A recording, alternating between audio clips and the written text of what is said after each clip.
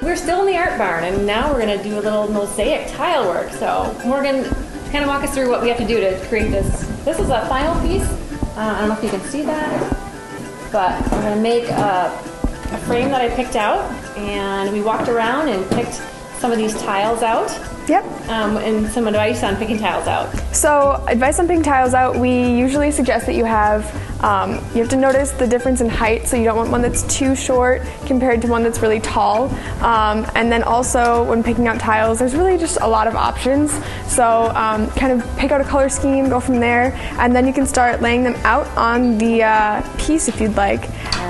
So when you're doing that, you want to make sure that they're spaced apart, just enough where there's about they're not quite touching, but not quite enough room for you to fit your finger in between them. Yeah, so like about 1/8 of an inch.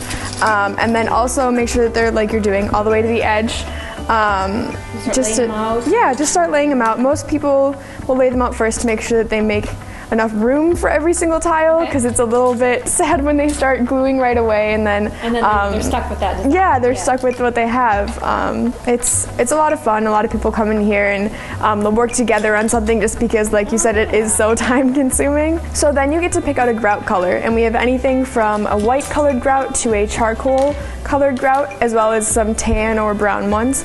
We have 8 different colors, so we'll grout it for you. Okay. So after you have it all glued down, you can go pick out your grout color, put your name on the back with the grout color, and then we'll do it for you the next day after the glue is dry, and then the grout will be done and the piece will be polished for you, and you just pick it up at 2:30 the next day, as well as most of our projects.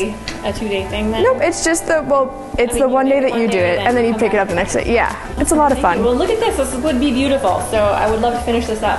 So stay tuned. We're going to go upstairs and see what we can do up there. We're still in the art barn, but we are upstairs in this beautiful rustic, almost reclaimed wood-looking place. It's just gorgeous. And this is Nama, and she's the white earthenware specialist, and she's going to walk me through how to create a beautiful mug like this. This is the mug that we're trying to create right here. So, yeah. Okay, first step. What's the first step? Okay, first step is you've picked out your piece, right?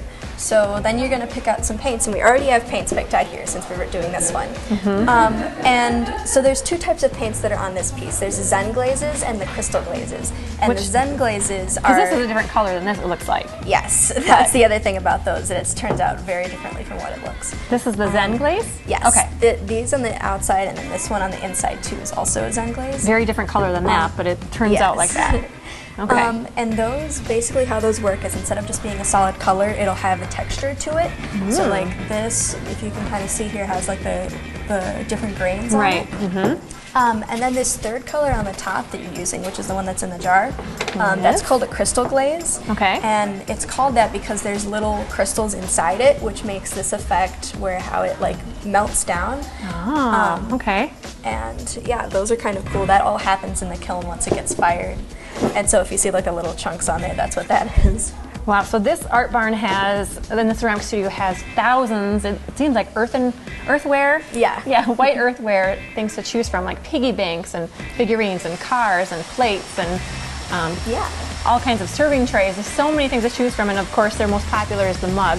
So this is a fantastic project for all ages. You must have kids and adults, and great for making memories and just coming away from Door County with a special project.